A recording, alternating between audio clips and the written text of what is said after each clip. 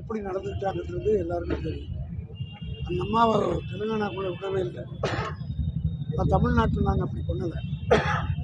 ஆளுநரை உச்சநீதிமன்றம் அறிவுறுத்தியபடி எங்கள் தலைவர் தளபதி மு.க. ஸ்டாலின் அவர்கள் ஆளுநரை சென்று மாளிகையை சந்தித்து அவரிடத்தில் மனம் விட்டு பேசி அவர் அரசாங்கத்துக்கு சார்பில் நிறைவேற்றி அனுப்பப்பட்ட தீர்மானங்களுக்கெல்லாம் கையொப்பமுறை கேட்டுப்பட்டு வந்தார். உச்சநீதிமன்றத்தினுடைய அந்த அறிவுறுத்தல் பேர் நாங்களும் நினைத்தோம் மாறி இருப்பார்னு சொல்லிட்டு. ஆனால் அவருடைய போக்கு உச்சநீதிமன்றம் சொன்னாலுன்னா யார் சொன்னாலும் நான் கேட்க மாட்டேன் என்று அடம் பிடிக்கிறார், திமிராக வாதம் செய்கிறார். அதனுடைய பிரதிபலிப்பு தான் இன்றைக்கு சட்டமன்றத்தில் அவர் சொல்லி தேசிய கீதத்தை முதலில் போடவில்லை என்று இழிவாக ஒரு பொய்யான குற்றச்சாட்டை தேசிய அளவிலே ஏதோ நாங்கள் எல்லாம் தேச விரோதிகள் என்பதை போல சித்தரிக்க காட்டுகிறார். ஆனால் இந்த கல்ச்சர் ஆஃப் தமிழ்நாடு, தமிழ்நாட்டினுடைய சட்டமன்ற மரபுகளிலே நீங்கள் பார்த்தீர்களால் என்றைக்கு தமிழ்நாட்டினுடைய முதலமைச்சராக தலைவர் கலைஞர் அவர் வந்தாரோ தமிழ்தாய் வாழ்த்து என்று ஒன்றை உருவாக்கி எந்த ஒரு நிகழ்ச்சியாக இருந்தாலும் தமிழ்நாட்டில் முதலில் தமிழ்தாய் வாழ்த்தை பாடிவிட்டு அதற்கு பிறகுதான் தேசிய கீதம் முடிவிலே போடுவது வழக்கம். எல்லோருக்கும் தெரியும். ஊடகங்கள்லாம் பல முறை இந்த சட்டமன்றத்தில் நீங்கள்லாம் சட்டமன்றத்தில் எடுத்துருக்கீங்க. இதுதான் நடக்கும். அதே போல் ஒரு கவர்னர் உள்ளே வருவதற்கு முன்பாக கார்ட் ஆஃப் ஆனர், அந்த கார்ட் ஆஃப் ஆனரில் போலீஸ் பேண்டு நேஷ்னல் ஆந்தம் தான் பாடுவாங்க.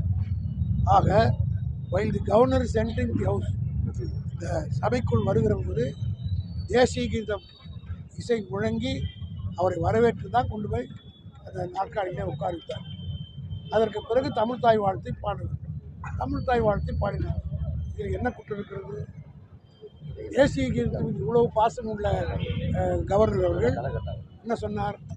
திராவிடம் என்ற சொல்லே இல்லை, இல்லாத ஒரு சொல்லை இங்கே இருக்கிறவர்கள் மக்கள் மத்தியில் ஏமாற்றி வேலை செய்கிறார். அந்த தேசிய கீதத்தில் ரவீந்திரநாத் தாகூர் எழுதிய அந்த தேசிய கீதத்தில் திராவிட உட்கல வங்கான்னு வருதா இல்லையா? அதே போல் நாங்கள் நேற்று பின்னாடி போகிறத முன்னாடி போடுற இடத்துல போச்சுக்கிட்டு போகிறாரு. அதில் இருக்கிற திராவிடம் என்ற வார்த்தை மட்டும் அவருக்கு ஏன் கசித்துது? இதெல்லாம் மக்கள் கேட்க மாட்டாங்களா? இது தமிழ்நாடு. அது மட்டுமல்ல, இந்த தமிழ்நாட்டில் தான் மொழிக்காக பல பேர் தீ குளித்து உயிரை மாய்த்து கொண்ட வரலாறு உலகத்திலே தமிழ்நாட்டில் தான் உண்டு. மொழிக்காக, தமிழுக்காக அந்த தமிழ் தாய் வாழ்த்தை பாடக்கூடாது என்று எவன் சொன்னாலும் சரி, யார் சொன்னாலும் சரி, அவர்கள் இந்த சமுதாயத்துக்கு, இந்த இனத்துக்கு விரோதிகள் என்கிற எண்ணம் தமிழ் மக்கள் மத்தியில் ஏற்படும்.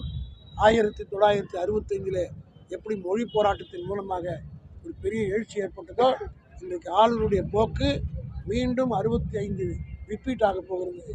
அனைத்து மக்களும் கட்சி மறந்து, ஜாதி மறந்து, எல்லாவற்றையும் மறந்து தமிழ் என்ற ஒத்த வார்த்தைக்கு இணைந்து பணிந்து உணர்ச்சி பயத்தோடு பணியாற்றக்கூடிய காலகட்டம் உருவாகி இருப்பதாகத்தான் நான் கருதுகிறேன். செந்தில் பாலாஜி இப்போ ராஜினாமா பண்ணியிருக்காரு, அதை எப்படி பார்க்குறீங்க? அது it is between the chief minister and minister.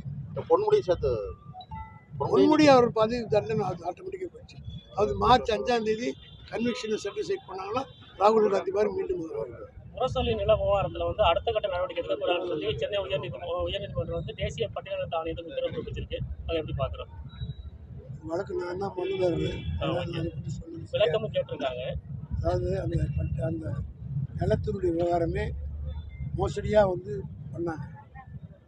அந்த ஆணையத்தினுடைய துணைத் தலைவராக இருந்த முருகன் தான் விசாரணை பண்ணார். இப்போ முருகன் யாரும் தெரிஞ்சு போச்சு, அது பிஜேபி தலைவர் தானே, பிஜேபி சார் மந்திரியார். அதை தான் அன்றைக்கே நாங்கள் சொன்னோம். அது தொடர்பாக தான் வழக்கு போட்டோம். முருகன் விசாரித்த போது தான் வழக்கு போட்டோம். காரணம் என்னென்னா, அவர் ஒரு கட்சியை சார்ந்தவர், ப்ரூவ் ஆகிப்போச்சா இல்லையா? பிற்காலத்தில் அவருக்கு ராஜ்யசபா எம்பி கொடுத்து மந்திரி ஆக்கினாங்கல்ல. திமுக எதை சொன்னாலும் சரியாக தான் சொல்லும். திமுக ஒரு வழக்கு தொடர்ந்தாலும் சரியாக தான் தொடரும். நாங்கள் போட்ட எல்லா வழக்கும் நிரூபித்து காட்டியதற்கு காரணம் திமுக சட்டத்தின் மீது நம்பிக்கை உள்ள கட்சி. அந்த அடிப்படையில் நாங்கள் உயர்நீதிமன்றத்தில் வழக்கு தொடர்ந்தோம். இப்பொழுது உயர்நீதிமன்றம் சொல்லியிருக்கிறது. அது மட்டும் இல்லை, அந்த இடம் யாருக்கு சொன்னோன்றதை பிறகு வெட்ட வழியுமா வரப்போகுது. நீங்க பேசும்போது ரெண்டு விஷயம் பேசுனீங்க. உதயநிதி ஸ்டாலினை வந்து எம்ஜிஆரோட ஒப்பிட்டீங்க. அவருக்கு கூட்டின கூட்டம் இவருக்கு கூட்டம்னு நான் சொல்லியிருந்தீங்க. எம்ஜிஆரோட பிரச்சாரத்துக்கு போனவங்க 67 முன்னாடி. எம்ஜிஆர் கட்சி ஆரம்பித்த பிறகு அவர் போல. அதுக்கு பிறகு ஒன்றும் 1000 கூட்டம் இருந்திருக்கும். எம்ஜிஆர் மன்ற செயலாளராக இருந்து எம்ஜிஆர் கூட 67 தேர்தலில் ஒரு மருத்துவமனையில் இருந்தார். ஓட்டு கேட்க வரல.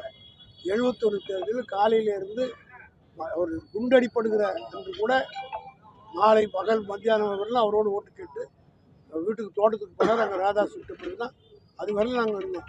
அந்த கூட்டத்தையும் பார்த்துருக்குறோம். எம்ஜிஆர் 67 வாங்கின ஓட்டை 71 வாங்க முடியல. ஆனால் இன்றைக்கு தளபதி நம்முடைய உதயநிதி ஸ்டாலின் பார்க்குறபோது நான் தலைவரோடும் தேர்தல் பிரச்சாரம் போயிருக்கேன், தளபதியோடும் போயிருக்கிறேன், உதயநிதி ஸ்டாலினும் போயிருக்கேன், எம்ஜிஆரோட போயிருக்கிறேன். எம்ஜிஆரோட பார்த்து எப்படி பெண்கள் உருவாக்கலாம். ஒரு காக்கா இருக்காது எம்ஜிஆர் வரத்துக்குள்ள பெண்கள் வரான்னு கேள்விப்பட்டோன்னு வெளுத்த ரோடுக்கு வந்துடும். அதே போல் காட்சி இப்போது நீங்கள் பார்த்தீங்களே ஊடகங்களை காட்டில.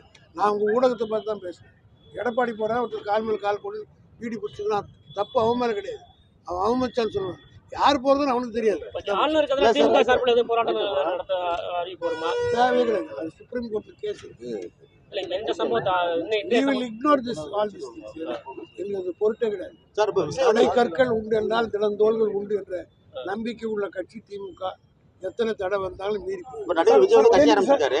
அப்போ அது வந்து திமுக உதயநிதி ஸ்டாலின் வர்றதுனால இப்போ அரசியல் சினிமா நடிக்கிறவங்க எல்லாமே கட்சிக்கு வரலாம்னு முடிவு பண்ணலாமா? செஞ்சிக்கோட்டை ஏரியாலாம் தேசிய கட்சி ஆகிட முடியாது.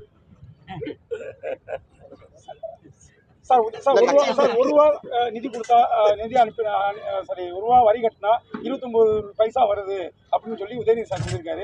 இதனால வந்து அண்ணாமலை வந்து 192% நிதி அதிகமாக தான் நாங்கள் தமிழகத்தை கொடுத்துருக்கோம் அப்படிங்கிறாரு. எப்போ அண்ணாமலை உண்மையை பேசியிருக்காரு? உயிரோடு இருக்கிற வீரா சனி செத்து போட்டான்னு சொன்னது அவரெல்லாம் பெருசா சார்.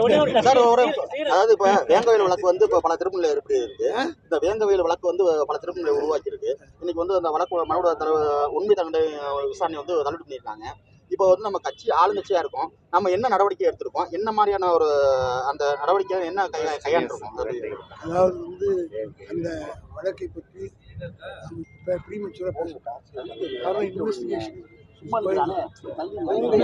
பிறகு அவுட்கம் நடந்து பார்க்கணும். அதனால் நாங்கள் எது கமிட் பண்ணாலும் ரூலிங் எங்கள் வாயிலிருந்து எந்த வார்த்தை பண்ணாலும் அதுக்கு எங்களுக்கு கமிட் ஆகிடும். அதனால கவர்மெண்ட்டில் இருக்கிறவங்க சொல்லியிருக்காங்க, அதை அவங்க கேட்டு அந்த விளக்கம் உங்களுக்கு போதும்.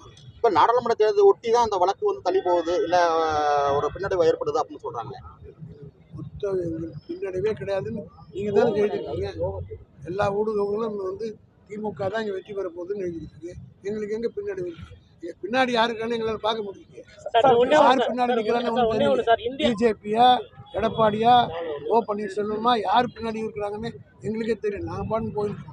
சார், இந்தியாவில் பெரியார் சிலை வைக்க சாத்தியமா சார்? இப்போ ஸ்ரீரங்கத்தில் உள்ள பெரியார் சிலையே அகற்றணும்னு சொல்லி பாஜக தலைவர் நடத்திட்டு வர்றாங்க. 10 வருஷம் கழிச்சு இந்தியா முழுவதும் பெரியார் சிலை வைக்க சாத்தியம். மண்டல் அவர்கள் பேட்டி கொடுத்துருக்காரு பாருங்க. அதே மாதிரி ராமர் கோயில் திறக்கிற அன்னைக்கு ஒரு பட்டியலினத்தை சார்ந்த ஒரு பையன் எவ்வளோ அழகாக அது பேட்டி கொடுத்துருக்கோம். அதெல்லாம் நீங்கள் ஊடகங்களை பார்த்துருக்கீங்க. எதிர்கட்சிகள் பலவீனமா இருக்கிறது நம்ம பலமா பார்க்கலாமா? இந்த தேர்தலில் வந்து பெரும்பாலான கருத்துக்கள் 39 இடங்களை வெற்றி பெறும் சொல்லியிருக்காங்க. பலமாக இருக்கிறோம். அது காரணம் எதிர்கட்சிகள் பலவீனமா இருக்க ஒரு காரணமா இருக்குல்ல? அதே வந்து நாங்கள் வந்து ரொம்ப ஸ்ட்ரென்த்தோடு இருக்கோம்னு சொல்கிறாங்க. நான் என் வேலையை செய்கிறேன். ஆபரகாம் சொன்ன மாதிரி ஐ எம் பாலிஷிங் மை ஷூன்னு சொன்னார். நாங்கள் எங்கள் கட்சி பலமாக இருக்கும். ஒருவேளை அவங்க ஒன்று சேர்ந்துட்டாங்க, எல்லாரும் ஒன்று சேர்ந்துட்டாங்கன்னா எத்தனை பேர் சேர்ந்தாலும் போன மாட்டில் தனித்தனியாக இருந்தாங்க. அவங்க ஒன்றா சேர்ந்து நின்ற பிறகு தான் போன வாட்டி 39 ஜெயிச்சோம். சார், இவ்வளவு நாள் பாஜக மேல கூட்டணி வச்சிருந்த அதிமுக தற்பொழுது வந்து வெளியே வந்திருக்காங்க. இல்லை இவங்க கூட்டணிக்கு நாங்கள் எப்படி நீங்க உறுதியாக இவ்வளவு நாள் கூட்டணிக்கு தயார் இல்லைங்க அதிமுக சொல்றாங்க. ஆனா அவங்க திறந்தே இருக்குங்க. அது என்ன மாதிரி கூட்டம்? ஜெயலலிதா எப்படி சொன்னார் காளிமுத்து, அதெல்லாம் வெளியில் சொன்ன பசங்க அந்த 2 கோஷ்டியை எப்படி பேசிட்டாங்க. என்ன பேசினாங்க, ஜெயலலிதா பற்றி இவங்க என்ன பேசினாங்க, அப்புறம் ஒன்றா தெய்வத்தாயின்னு சொல்லுங்க. அந்த மாதிரி அது ஒரு கூட்டம் அப்படி தான் பேசுவாங்க.